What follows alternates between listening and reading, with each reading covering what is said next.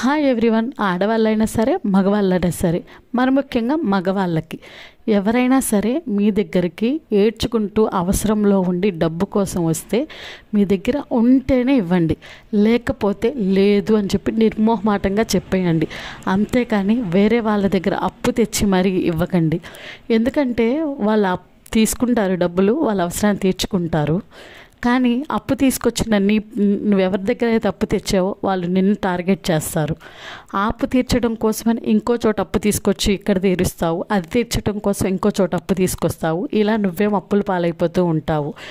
ఇదంతా నేను చేయలేనురా బాబు, వాడినే డబ్బులు అడుగుదామని చెప్పి నీ ఫ్రెండ్ దగ్గరికి వెళ్ళి డబ్బులు అడిగిన రోజు మాత్రం నిన్ను అస్సలు లెక్క చేయడు.